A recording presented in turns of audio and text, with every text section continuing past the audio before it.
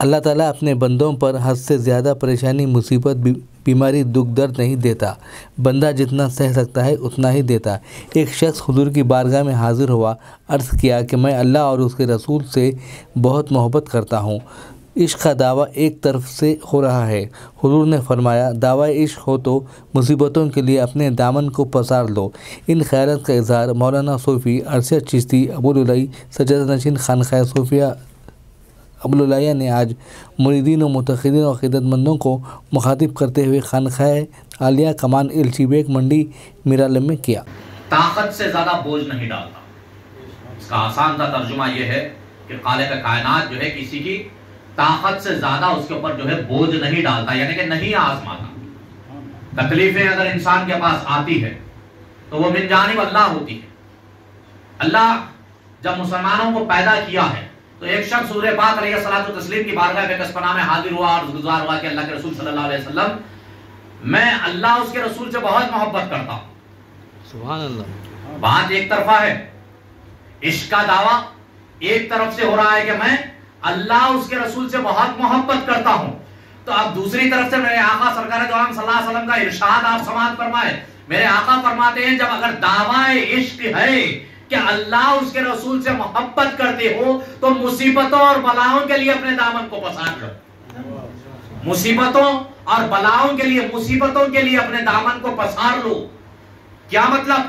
کہ جب اگر دعویٰ ہے اللہ سے اس کے رسول سے عشق کا تو پھر مصیبتیں آئیں گی، حوادث ہوں گی، آزمائشیں تمہارے دروازے پر آئیں گی، آزمائشیں تمہارے دروازے پہ آئے گی۔ لیکن خالق کائنات ارشاد فرماتا ہے کہ اللہ کسی کی طاقت سے زیادہ نہیں آزماتا، اللہ کسی کی طاقت سے زیادہ نہیں آزماتا۔ لیکن عزیزان گرامی قدر، آج ہمارا عالم یہ ہو گیا ہے کہ تھوڑی سی مصیبت آ گئی تو بڑی جو ہے آؤ بکار ہماری شروع ہو جاتی ہے۔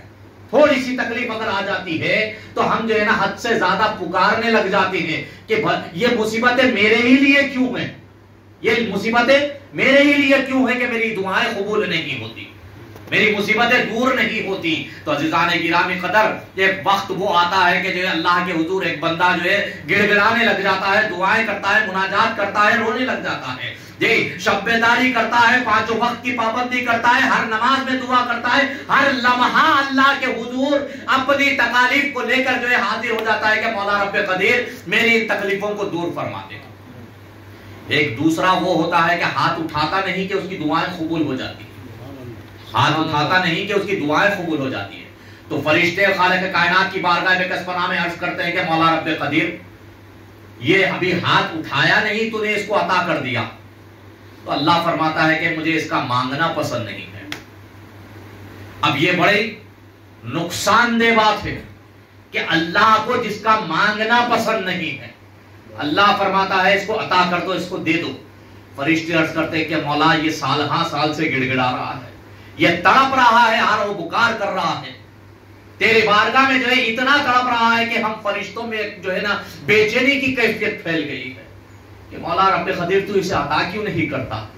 قربان جاؤ مسلمانوں، اپنے ایمانوں کو جو ہے سلامت رکھو، اور اس جواب کو سماعت کرنا، خالق کی بارگاہ سے جواب آیا کہ فرشتوں اس کو اور گڑ گڑانے دو کہ اس کا گڑ گڑانا مجھے بہت پسند ہے، سبحان اللہ، سبحان اللہ، اس کا تڑپنا مجھے بہت پسند آتا ہے، یہ بندہ میری بارگاہ کا قرب رکھتا ہے، اس کی تڑپ مجھے بہت پسند آتی ہے، میں جب اس کو دوں گا تو اتنا دوں گا کہ جو ہے بس یہ خوش ہو جائے گا، خوش ہو جائے گا۔ تو عزیزان گرامی قدر، اپنے آپ کو جو ہے کمزور مت کرنا۔ اگر دعائیں قبول نہیں ہوتی تو اس کے پیچھے وجوہات بیان کی گئی۔ ایک وہ ہے کہ تمہاری دعا تمہارے لیے نقصان دہ ثابت ہو سکتی ہے۔ اگر اس وقت تم یہ سمجھ رہے ہو کہ یہ چیز اگر مجھے مل جاتی ہے تو کتنا بہتر ہوتا، لیکن خالق کی نظر میں یہ ہے کہ اس وقت اس کا ملنا اس کے لیے نقصان دہ ہے، آگے یہ نقصان اٹھا سکتا ہے اس چیز سے، اور خالق نہیں چاہتا کہ جو ہے اپنا بندہ جو ہے اس کی مخلوق، اس کی خلق، اس کا بندہ جو ہے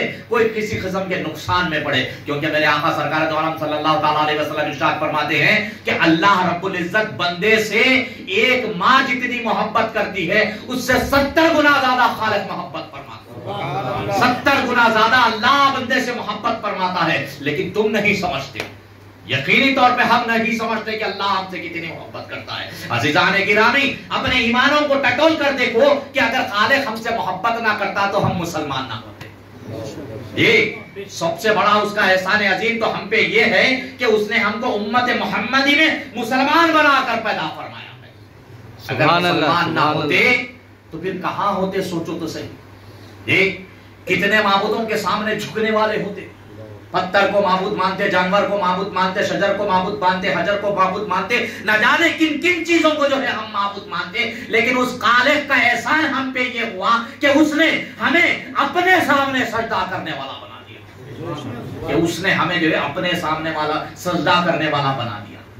لیکن ہم کو خطر نہیں ہے میرے بھائی، قدر ان کو تھی جو صحابہ اکرام رضوان اللہ علیہ اجمعین تھے، قدر ان کے پاس ہے جو ہے تکلیفیں اٹھا کر ایمان قبول فرماتے ہیں۔ ہم کیا ہوا؟ ہمارے اجداد مسلمان تھے، ہمارے باپ دادا مسلمان تھے، انہوں نے جو ہے وہ جو مسلمان تھے ان کے گھر میں ہم پیدا ہو گئے، اس لیے ہم عبداللہ ہیں۔ ہم ان کے گھر میں پیدا ہو گئے اس لیے اللہ کے بندے عبداللہ ہیں، ہم اللہ کے بندے ہیں۔ ورنہ مصیبتیں اور تکالیف تو انہوں نے گزاری جنہوں نے جو ہے تم تک اسلام کو پہنچایا ہے۔ انہوں نے تکلیفوں کے اوپر جو ہے تکلیفوں بھرا راستہ انہوں نے طے کیا ہے۔ میرے آقا سرکار دو عالم صلی اللہ علیہ وسلم نے فرمایا کہ اگر تم اللہ اس کے رسول سے محبت کا دم بھرتے ہو تو مصیبتوں اور بلاؤں کے لیے اپنے دامن کو پسارو، تبھی تو عشق کامل ہوگا، تبھی تو جو ہے عشق کامل ہوگا۔ حضرت منصور حلاج کو جس وقت جو ہے سولی پہ لٹکایا گیا، اس وقت بھی یہی نعرہ تھا، اس وقت بھی یہی نعرہ تھا کہ آپ اس وقت بھی فرماتے تھے کہ جو نا میرے اندر خدا موجود ہے، میرے اندر خدا موجود ہے۔ کیا تھا بات؟ یہ سمجھ میں آنا تھوڑی مشکل ہو جائے گی، لیکن بات یہ ہے کہ حضرت منصور حلاج نے اپنی خودی کو ختم کر دیا تھا، اپنے آپ کو ختم کر دیا تھا، یہاں تک کہ جو ہے باقی رہ گئی تھی تو صرف خالق کی ذات باقی رہ گئی۔ اتنا زیادہ حضرت منصور حلاج نے اللہ سے عشق فرمایا تھا کہ خود کی خودی ختم کر دی، اگر باقی رہ گئی تو خالق کی ذات باقی رہ گئی، اور وہی ذات ہے جو ہمیشہ کے لیے باقی رہنے والی ہے۔